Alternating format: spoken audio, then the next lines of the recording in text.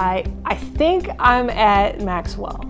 Chaplain Kitchens and I have been on the road pretty heavily for the last few weeks, and so I don't always know if I'm coming or going anymore, but I had the great opportunity to come here to the Chaplain Corps College and facilitate a block of training in the Intervention Crisis Counseling for Religious Affairs course, so affectionately called ICRA.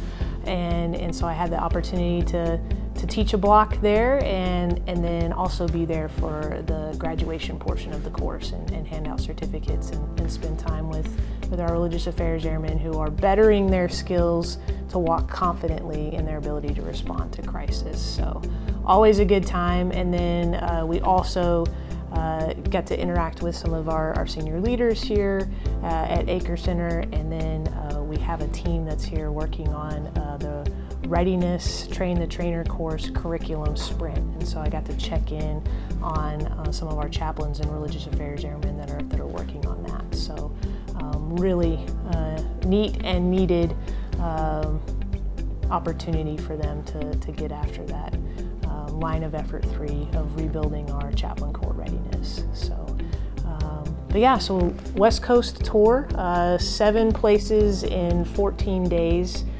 So we got to see LA Air Force Base, Vandenberg Space Force Base, Travis Air Force Base, Joint Base, Lewis McChord, Fairchild Air Force Base, then to Mountain Home Air Force Base and Hill Air Force Base in 2 weeks' time to close out the fiscal year. And then for the little bit of time that we were in the National Capital Region before that, we got to meet with Cyber Command, and then shortly thereafter go visit OSI.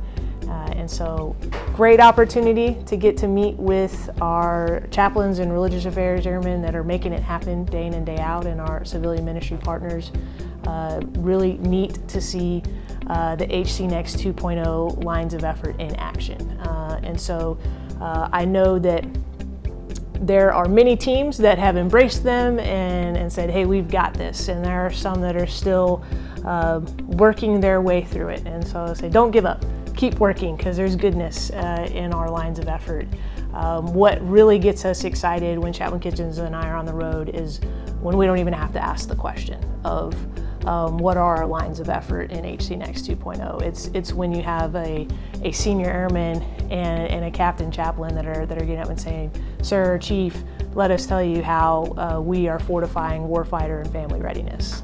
Let us showcase for you how we care for our team and how we are re-imaging our Chaplain Corps culture and how we are rebuilding our readiness and taking, going and working with the IG. We're not simulating response, we're actively exercising, and we're learning lessons, and we're doing things that are preparing our people for situations that they would actively face here. And something that I would think that is just really neat that you might not know about Chaplain Kitchens and how much he cares is while we're doing this crazy trip where we only stayed at any one location for 2 nights for the longest, we were close enough to go see my grandma in California, and it was a 2-hour out of the way to go see her in a nursing home where she's in a assisted care while she does some physical therapy. She's 96, and it was like, I was like, sir, I don't know if I can fit it into the itinerary. This would be the night that I would do it, but we've been up since 4 in the morning, and I don't think that it'd be safe if I drove and then came back and it'd be midnight. And we had some flexibility as we left LA and before we got to Vandenberg, and he was like, chief, we're going to see your grandma. And the fact that he would make that a priority, that for me is how we re-image our culture. And we say, hey, it's not just about caring about airmen and guardians and their families more than anyone thinks possible, and saying that for everybody else. It's looking internal and making sure that we're doing that and modeling it for ourselves. So I got to spend an hour with my grandma, which was super cool. Chaplain Kitchens played the piano in the waiting room while I got to visit with her, and then we hopped on the road and got some fish tacos in Ventura on our way to Vandenberg, and so that was just, you know, when you think about some of the things that we do to stay fortified in the mission that we have and advocating for the Chaplain Corps at the highest levels. Like, those are the little things that we bake in to make it happen. So that's a little bit about some of the road stuff that we've been doing. What I wanted to talk about too is just some of the training transformations that we're working on, and so that the field, you out there that are doing this job every day, can know that we're looking at how do we prepare our religious affairs airmen for tomorrow's fight today, right? Like, we're asking that question. Like, if we're not getting ready, then what are we doing? And are we doing everything that we can to prepare? So tomorrow I will be at Keesler, where our technical training team is at, and we're going to look at how ready we are for this new apprentice course to roll out on 1 November. I think we're very ready, because 1 November is just around the corner, but that team has been working so hard to add 2 weeks of training to our apprentice course is a big deal.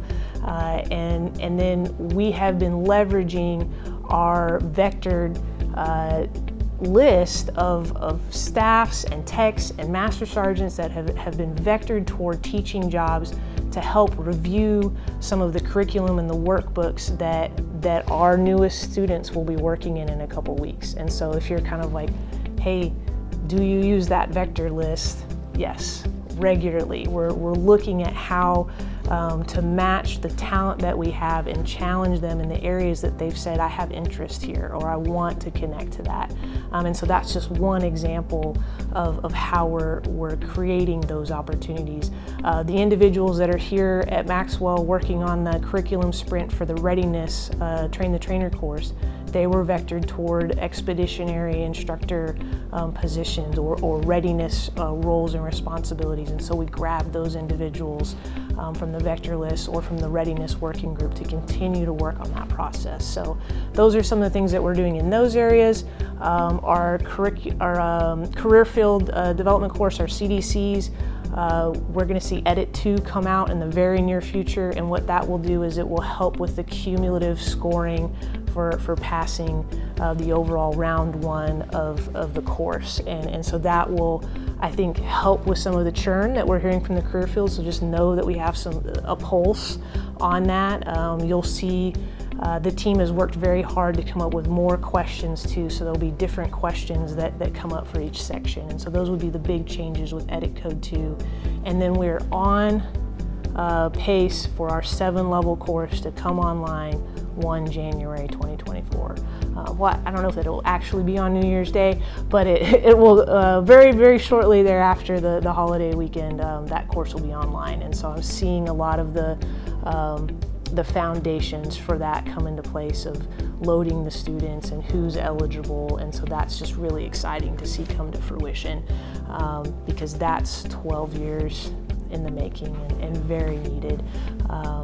Also, one of the things that I wanted to share with the community is we're always looking for new opportunities to grow our skill sets as religious affairs airmen. And so we're working on a partnership with Loyola University in Louisiana, in the New Orleans area, to work a spiritual fitness certificate program. So it's a beta, but we're running upwards of 12 to 14 religious affairs airmen through this program this next year on what does it look like to foster faith formation, to understand world religions, to understand how young adults connect to their faith, and just really growing our expertise in that area. So we're not Googling faith practices probably 5 minutes after somebody comes in and says, this is what my faith is, right? And so we need to hone that expertise, and we're looking for opportunities to do that. And so that's another opportunity in addition to some of the other certificates or certification initiatives that we've layered in. So just exciting things happening, and just wanted to get some information out to you, continue the conversation from our Chaplain Corps Summit. While for many of you, you might be like, oh, that was Oh, it was a while ago. Where you been, Chief? On the road.